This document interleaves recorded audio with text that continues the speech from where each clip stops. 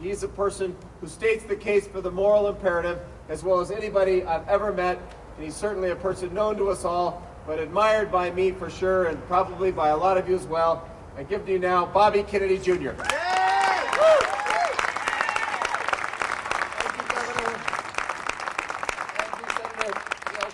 Thank all of you for being here and for your commitment to the new green economy.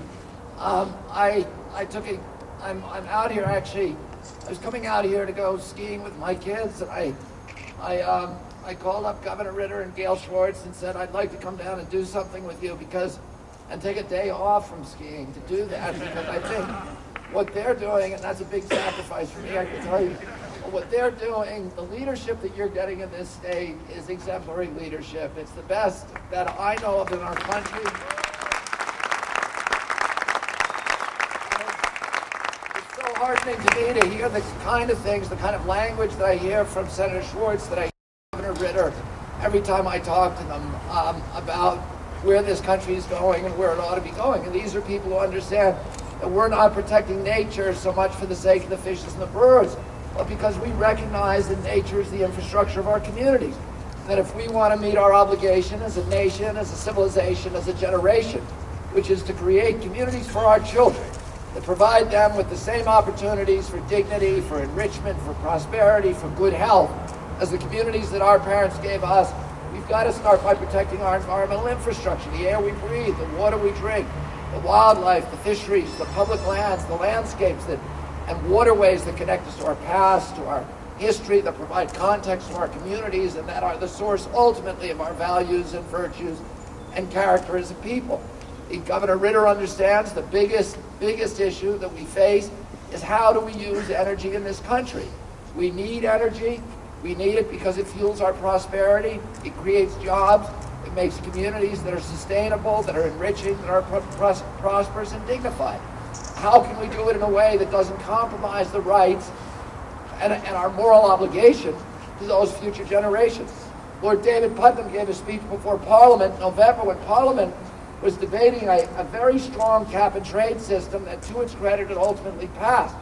And he addressed his remarks to those people in England who understand that global warming is a grim urgency, but also say we have to move slowly, we have to move incrementally, because if we move too precipitously, it will cause economic dislocations that will have bad impacts on our society. And he reminded Parliament that exactly 200 years before, the same body had debated the abolition of the slave trade. And at that time, everybody in England believed that slavery was a moral catastrophe for Great Britain and had to be abolished. But again, there were people who said we have to move slowly and incrementally because slavery represented 25% of the GNP of England, and it was the principal source of energy for the entire British Empire, free human labor. After a year of debate, Parliament made the moral choice and abolished slavery outright. And instead of collapsing, as had been predicted, the British economy exploded as thousands of entrepreneurs rushed into that space to create new forms of energy, mainly mechanical ones, in an era that we now know as the Industrial Revolution, which was the greatest epoch in wealth creation in the history of mankind. Today, and the abolition of the slave trade had exposed all of these hidden inefficiencies that are associated with free human bondage. Well, today, we don't need to abolish the imported carbon that we are now bringing in from Saudi Arabia and Iran and Iraq. $1 billion we're borrowing a day to bring $1 billion of oil in a day, mainly from nations that don't share our values, and many of them that are outright hostile to us. And that export of $700 billion a year in American money, the greatest transfer of wealth in the history of mankind, has beggared a nation that when I was a little boy owned half the wealth on the face of the earth. And we know that nations that abolish imported carbon immediately experience extraordinary prosperity. Iceland in 1970 was the poorest country in Europe. It abolished imported carbon, and 15 years later, it was the fourth richest country by GDP on earth. Sweden in 1996 decided to abolish imported carbon. It slapped a $150 ton on imported carbon. And again, thousands of entrepreneurs rushed into that space to create new forms of energy, from wind, from tidal, from solar, from geothermal, from putrid garbage and sawmill waste. And today, Sweden is the sixth richest country by GDP on earth. Brazil banished imported carbon for its automobile fleet 18 years ago, and as a direct result of that effort, Brazil today, while the entire world economy is collapsing, is enjoying the longest and most robust economic expansion in the history of Latin America. Costa Rica banned imported carbon for its electric grid 18 years ago, and today, as a result of that decision, Costa Rica is by far the wealthiest country in Central America. The examples go on and on and on. We have in our country much greater geothermal resources than they have in Iceland. We have the greatest solar resources in the world.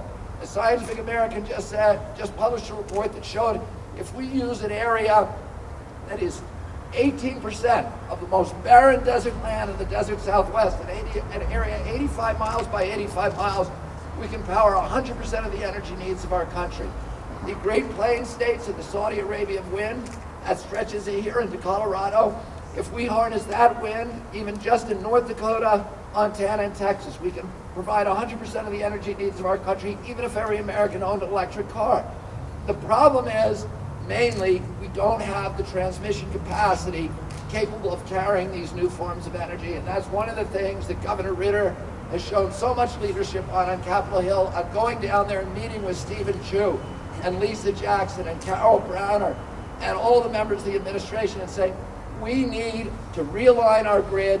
We need to be able, we're going to build this infrastructure here in Colorado, but we need you to transport this infrastructure to the big markets all around the country so that we can grow jobs in our state on the natural renewable resources that we have in this country.